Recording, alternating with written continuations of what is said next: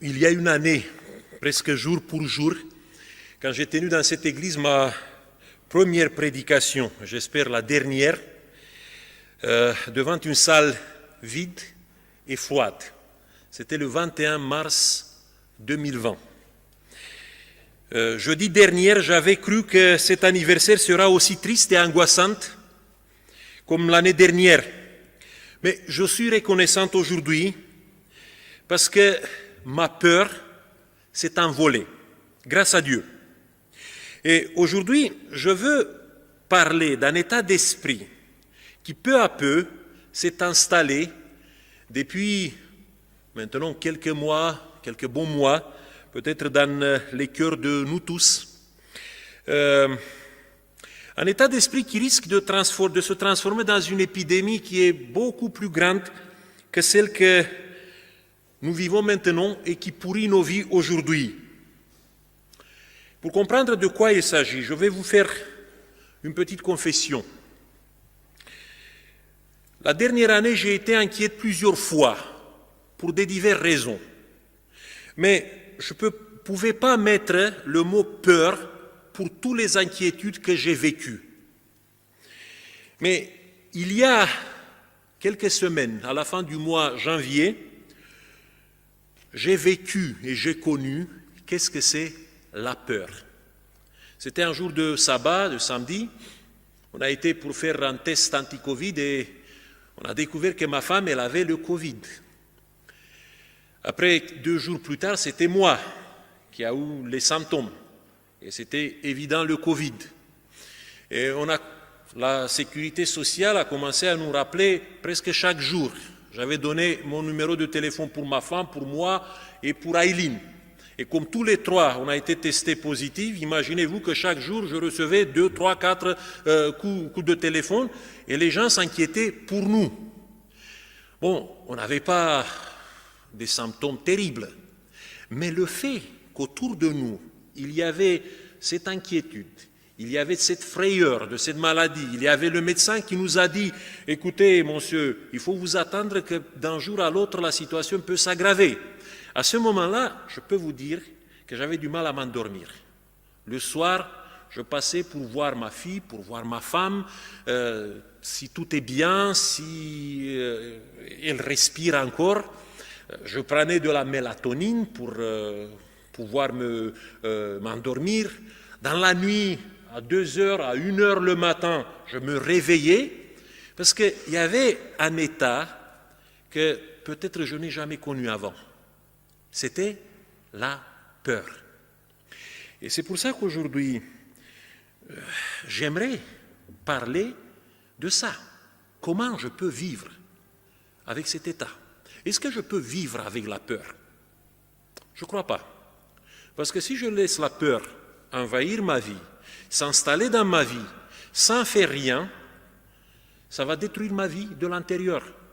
J'aurai du mal à trouver mes petits bonheurs d'avant. J'aurai du mal à dormir comme il faut. J'aurai du mal le matin à me réveiller sans avoir une sorte d'anxiété. Après, est-ce que je peux vivre sans peur? Oui, peut-être je peux faire la parade, comme dans une pièce de théâtre. Mais en réalité, je sais que je n'ai pas la force de dire que je vis sans peur. Mais ce que je peux faire, et c'est ça que j'aimerais aujourd'hui découvrir avec vous dans la parole de Dieu, comment je peux vivre malgré la peur. Comment je peux meubler ma vie. Comment je peux embellir mes moments que j'ai en sachant que la peur est peut-être à 2 doigts de mon existence. Je vous propose de faire ça dans 3 mouvements. D'abord, on va regarder la bête de la peur, le dragon face à face, pour savoir de quoi il s'agit, quelles sont les peurs, les angoisses que nous pouvons avoir dans notre vie. Après, on va faire peut-être une radiographie, mais pas du point de vue psychologique, parce que je ne suis pas un psychologue et je ne m'avance pas pour vous donner une analyse psychologique de la peur.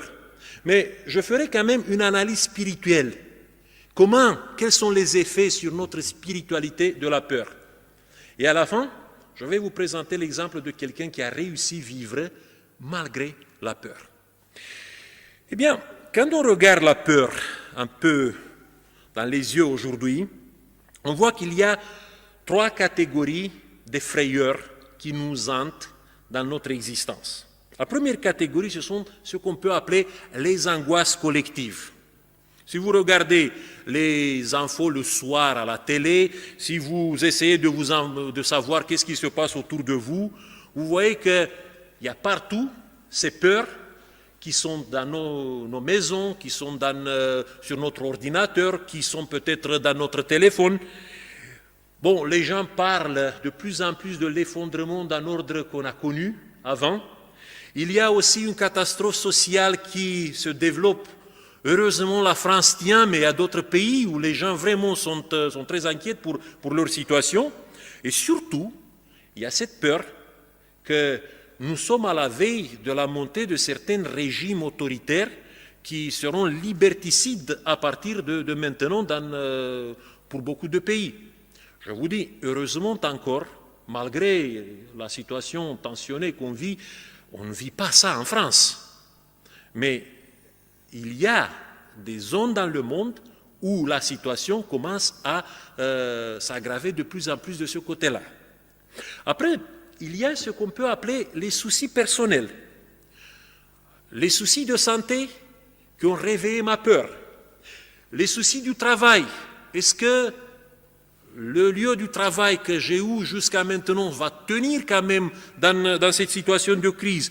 Il y a des problèmes familiaux. Le confinement, ça a fait grandir, ça a fait exploser beaucoup de problèmes entre les époux, des problèmes entre les parents et les enfants. Et après, il y a la précarité financière qui s'installe peu à peu, et je crois que ça s'installe sur la durée dans la vie de plusieurs gens dans notre société. Et à ça, nous sommes les chrétiens et on peut dire, voilà, le chrétien, il est beaucoup plus fort que les autres. Bon, ne vous avancez trop à ça. Parce que je crois qu'aujourd'hui, je regarde un petit peu le monde chrétien aujourd'hui et j'essaie d'écouter des prédications à gauche, à droite pour, vous savez, pour me nourrir. Parce que si je prêche tous les samedis et je n'écoute pas les autres, qu'est-ce qu'ils prêchent? Il y a un problème avec moi. Mais malheureusement, je vois qu'il y a de plus en plus de prédicateurs qui nourrissent des psychoses religieuses. Ça veut dire des gens qui viennent avec un sort d'eschatologie hystérique, d'essayer de créer des réveils de la peur, bon, suscités parfois par une manipulation douteuse des infos qui sont aujourd'hui dans le monde. Je vois des gens, des prédicateurs qui provoquent des schismes par leur charisme, par leur attitude excessive, qui spéculent le besoin de clarté que les croyants ont. Vous savez, on veut être dans la clarté, on veut dire cette épidémie, c'est peut-être le signe de la fin. Mais je ne peux pas vous dire ça. Je vous mens si je vous dis ça. Mais il y a d'autres qui s'avancent et qui disent vraiment avec une sorte de nonchalance que ce qui se passe maintenant dans le monde, ce sont les terreurs de Dieu qui vont s'abattre sur le monde entier. Parce qu'il y a dans la pensée de plusieurs chrétiens cette idée que le réveil par la peur, ça peut servir à quelque chose. En réalité, le réveil par la peur ne réveille que des fanatismes, ne réveille que des monstres, ne conduit qu'à la violence, à l'agressivité verbale et comportementale. Ce n'est pas la peur qui nous fait croire en Dieu, qui nous fait s'approcher de Dieu, qui nous fait avoir une relation saine avec Dieu.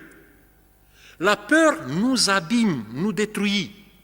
Et c'est pour ça que je passe, deuxième mouvement de ma méditation aujourd'hui, en vous montrant qu'est-ce que la Bible dit sur les effets de la peur sur notre spiritualité. Il y a 3 que j'ai trouvés dans la Bible. Le premier effet de la peur pour notre spiritualité, c'est la déformation de l'image de Dieu. Je crois que vous vous rappelez de la première fois quand les humains ont senti la peur dans leur âme. C'est dans le jardin d'Éden, Adam et Ève bon, ils se sont sentis coupables pour la désobéissance par rapport à Dieu. Et le texte nous dit qu'ils se sont cachés. Et quand Dieu les a appelés, Adam y répond, « J'ai entendu ta voix dans le jardin et j'ai eu peur. » C'était un sentiment qu'il n'avait jamais connu avant. Mais maintenant, une fois que la peur s'installe, Adam ne voit pas Dieu comme quelqu'un qui est à sa proximité, mais quelqu'un qui doit être évité. Pourquoi? Parce que dans sa peur, Adam commence à nourrir une image nouvelle, truquée de la divinité.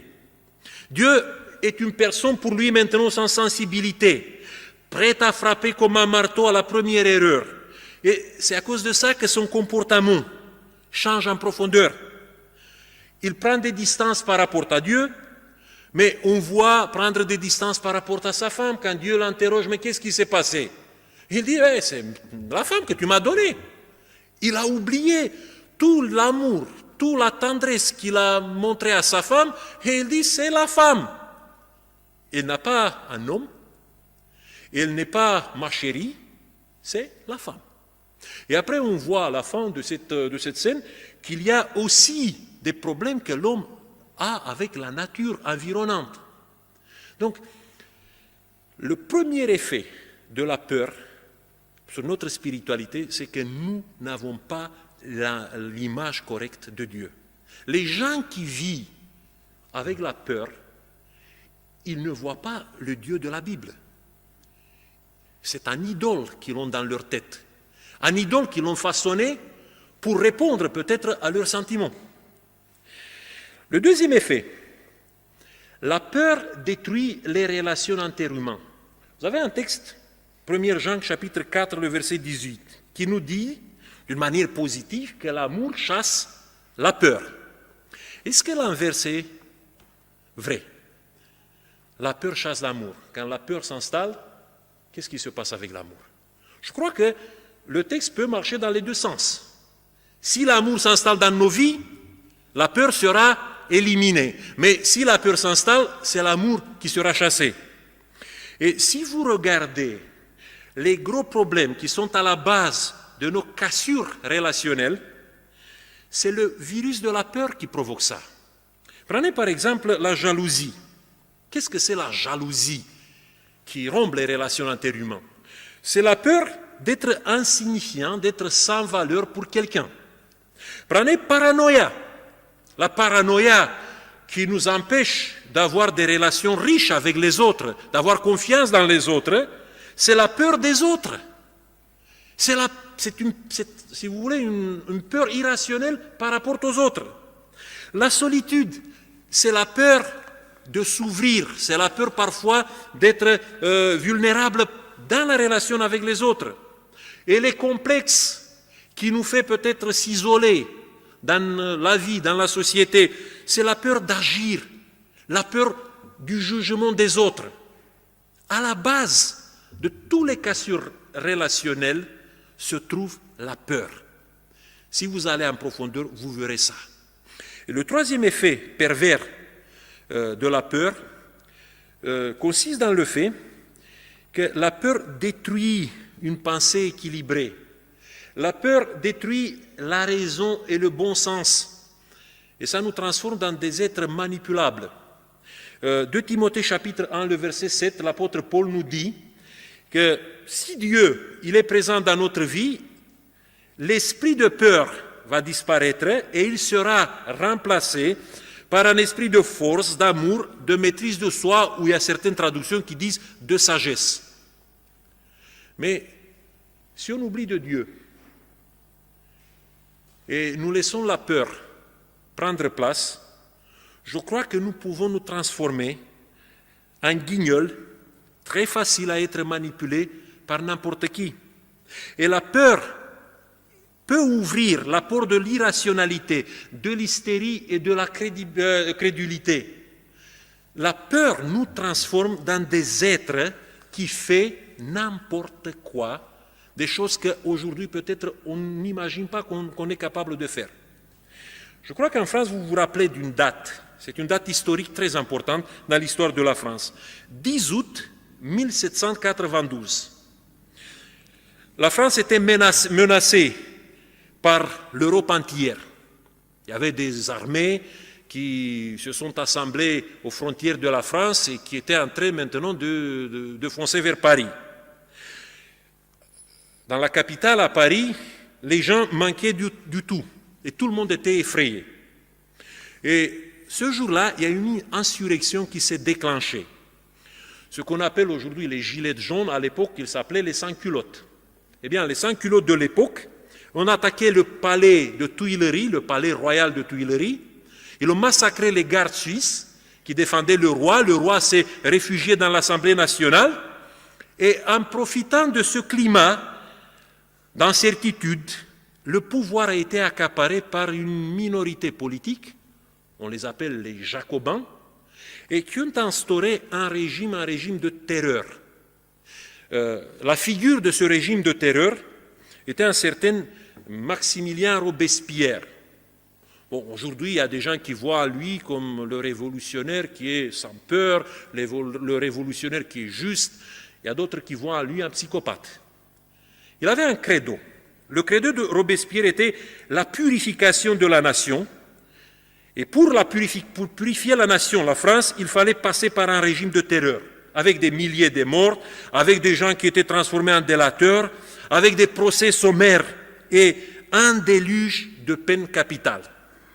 Et ils ont mis ça en place. Et vous savez très bien qu'est-ce qui s'est passé. Parce que cette terreur a favorisé rapidement l'instauration d'un nouvel ordre des choses. Parce que la peur amplifie la docilité des gens. La religion a changé. On n'est pas chrétien maintenant, on est tous des adorateurs de la déesse de la raison.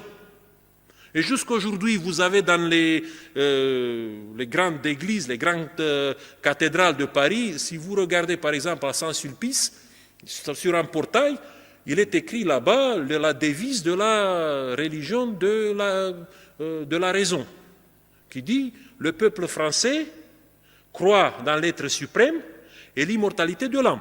Quand vous visitez Saint-Sulpice, allez et regardez ça.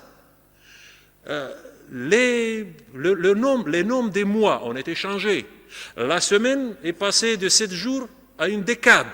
Et tout a été changé en profondeur dans quelques mois. Et les gens ont suivi ça. Au moins la plupart des Français, on était prêts à accepter ça parce qu'il y avait la peur. Et Robespierre, il savait très bien qu'est-ce qu'il fait. Il disait ça. Il a théorétisé ça en disant que si la peur s'installe, tu peux faire qu'est-ce que tu veux avec un peuple. Et depuis, il a eu des disciples. Hitler, il a fait comme ça. Dans les dictatures communistes, on a utilisé la même recette. Daesh, récemment, a fait la même chose. Le fanatisme religieux fait toujours ça. Et j'ai peur qu'on va avoir un jour des régimes politiques qui vont utiliser le même mécanisme.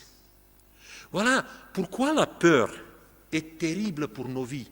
Pourquoi il faut à un moment donné trouver une solution à ça. L'éliminer, on ne peut pas. Vivre sans peur, on ne peut pas. Mais comment je peux vivre malgré la peur? Et je passe à la troisième partie de ma méditation en vous présentant un homme. Un homme qui s'appelle David. C'est le héros par excellence dans la Bible. Il a redonné la dignité aux Israélites devant les Philistins. Et à un moment donné, il est devenu le paria de la société. C'est le roi Saül, à cause de sa jalousie, il commence à le chasser, à le persécuter. Et David, il est obligé de vivre dans le désert de Judée. Il est traqué en permanence. Partout, il est devenu une sorte de bête sauvage. Et fatigué de fuir, il prend la route de l'immigration. Et où il peut s'enfuir? Eh bien, il s'enfuit chez les ennemis de Saül. Il va à Gath. Là, si vous regardez bien dans la Bible, c'était la famille de Goliath. Parce que Goliath, c'était quelqu'un qui venait de Gath. Et tout le monde connaissait le nom de David. C'était un homonyme là-bas. David qui a tué Goliath, leur champion. Eh bien, très rapidement, les renseignements généraux du roi Akish de Gath ont informé le roi, écoute, David Notre ennemi, il est là. Il faut se venger maintenant. Et à ce moment, le texte nous dit que David a eu une grande crainte, une grande peur d'Achish. Et il a fait une deuxième bêtise, plus grande que la première, de se réfugier chez les ennemis de Saül. Il a commencé à faire semblant d'être fou. Bon, vous avez la description ici, vous pouvez vous imaginer un petit peu le grand David faisant toutes ces choses-là. Vous savez pourquoi? Parce qu'à l'époque, les gens croyaient que si quelqu'un perdait sa tête, si quelqu'un devenait fou, il était possédé par l'esprit d'un dieu. Et tuer un fou, c'était en fait une agression contre le Dieu qui le maîtrisait. Et tu pouvais attirer sur toi les foudres de ce Dieu. C'est pour ça que David il est devenu inviolable, il est devenu intouchable. Personne ne peut lui faire mal dans la condition où il se trouvait. Il a sauvé sa vie, mais le tableau est insupportable. David, il est loin de Dieu, c'est le Messie de Dieu pour l'époque. Et voir le Messie de Dieu comme un idiot, ce n'est pas quelque chose qui attire, ce n'est pas quelque chose qui suscite la foi. Bon, heureusement, cette parenthèse de la peur n'a pas duré longtemps. Dans 1 Samuel chapitre 22, le verset 1, on nous dit qu'il est reparti de Gath et il est allé de nouveau dans le désert de Judée et il a vécu comme quelqu'un qui est traqué dans les conditions terribles qu'il avait. Comment il a réussi dans ces conditions de dépasser ce moment? Il nous a laissé une trace. Il y a un psaume dans la Bible, peut-être un des plus beaux chants que vous trouvez dans le livre des psaumes, le psaume 34, que je considère comme une sorte d'antidote de la peur. Je vous invite de le lire chaque jour dans les conditions actuelles. C'est un psaume qui est un chef d'œuvre littéraire. Il a été composé en acrostiche. Chaque verset commence avec une lettre de l'alphabet hébraïque, sauf une lettre. Il y a une lettre qui manque. Et c'est la 6e lettre de l'alphabet hébraïque, la lettre Vav, qui manque de cette composition du psaume. Pourquoi? Peut-être parce que pour un juif, le numéro 6, c'était le numéro de l'homme. C'était le numéro qui désignait l'humanité. Et dans la condition, dans la situation que David a vécue dans le pays des Philistins, c'était l'humanité qui a failli. Et c'est pour ça qu'il enlève le chiffre 6 de cet acrostiche en disant « Moi, en tant qu'humain, j'ai failli devant la peur ». Le psaume, il commence avec cet élément en nous disant, c'était un psaume qui a été composé par David quand il était dans le pays des Philistins et quand il a fait le fou devant Achish, le roi des Philistins. Eh bien, qu'est-ce qu'il dit dans ce psaume? Il y a 3 principes de base que nous devons mettre comme un credo aujourd'hui dans notre existence. Le premier principe est synthétisé dans ces paroles, l'Éternel délivre toujours. Peut-être vous dites, c'est exagéré, c'est excessif de dire que l'Éternel délivre toujours. Quelqu'un qui est malade de cancer et qu'il meurt, il peut dire ça? Lisez un petit peu le texte. Eh bien, d'abord la solution que Dieu nous donne, c'est une solution qui est à l'extérieur. Si on veut la délivrance, il faut chercher la délivrance pas à nous-mêmes, mais chez Dieu. Deuxième constat qu'on peut tirer de ce psaume, c'est que la réponse de Dieu est toujours assurée. Mais c'est une réponse spirituelle que Dieu nous garantit toujours. Le dernier verset du psaume nous dit « L'Éternel délivre l'âme de ses serviteurs ». Ça veut dire que spirituellement, nous sommes toujours renforcés. Peut-être pas les circonstances. Des fois, Dieu peut nous délivrer de certaines circonstances qui produisent la souffrance. Mais ce que Dieu vise, c'est ici, à l'intérieur.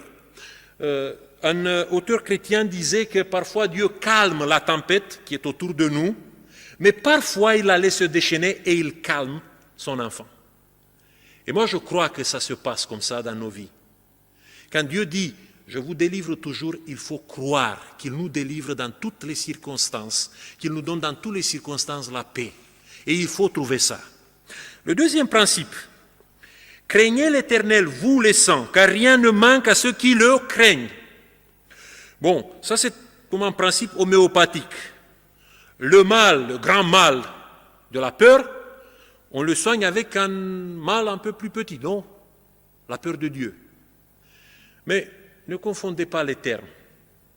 Parce que la crainte de l'Éternel n'est pas, vous savez, la peur qui nous paralyse dans notre existence.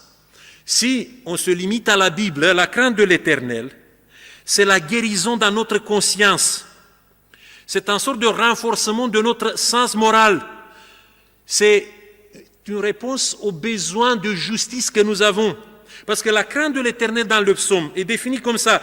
Garde ta langue et éloigne-toi du mal. Recherche et poursuis la paix et trouve en Dieu le refuge. La crainte de l'Éternel, c'est de construire dans ta vie, dans ton comportement, dans tes choix, construire une conscience qui est saine, qui est tranquille, qui a la lucidité morale et la capacité d'identifier le mal et les vraies valeurs divines. On a besoin de cette conscience. Si on n'a pas la conscience, on a la peur. Mais un renforcement de la conscience morale, c'est quelque chose qui nous garde, c'est quelque chose qui peut à un moment donné développer des anticorps contre la peur. Et le troisième principe, je bénirai l'Éternel, pas au moment où je vois ces bénédictions éclater, mais je vais bénir l'Éternel en tout temps. David, il a compris une chose, il est dans le désert.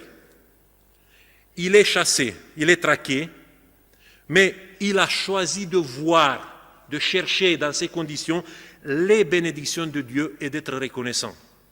Si vous regardez autour de vous, il y a des petits clins d'œil que Dieu nous fait. Peut-être, bon, on attend les feux d'artifice, mais les feux d'artifice ne viennent pas tous les jours. En 2005, j'ai été en Namibie avec un petit groupe de volontaires pour une œuvre humanitaire. On a vécu 3 semaines dans le désert de Kalahari. Bon, c'était, vous savez, très sauvage là-bas. Il y avait des villages de bushmen autour de nous. Mais là, sur la route qui menait vers Botswana, il y avait une sorte de baraque. Bon, c'était un beurre, un Hollandais qui tenait la baraque. Et il vendait là-bas, bon, des choses extraordinaires pour le désert. Des boissons rafraîchissantes, Coca-Cola, Sprite et les autres. Et quand il y avait la chaleur torride au milieu de la journée, bon, on allait tous là-bas pour se rafraîchir. Et on achetait des canettes de Sprite. Et un jour, on a vu un bushman avec qui nous avons travaillé là-bas. Et on l'a invité, écoute, on va t'acheter un jus, viens. Il a dit, bon, dans un anglais qui n'était pas très, très bon, peut-être ni mon anglais n'est pas bon, il a dit « not juice, corn ».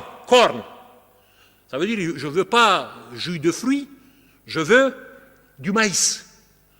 Et on s'est rendu compte à ce moment-là que le besoin de cet homme n'était pas le Sprite qui était pour nous en sorte de luxe.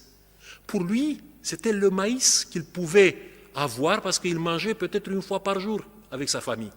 Et un petit sac de maïs qui avait le même prix que notre Sprite pouvait nourrir une famille toute une journée. Et vous savez, on a eu honte à ce moment-là tous. On a parlé entre nous en disant, regarde, qu'est-ce qu'on fait avec notre argent?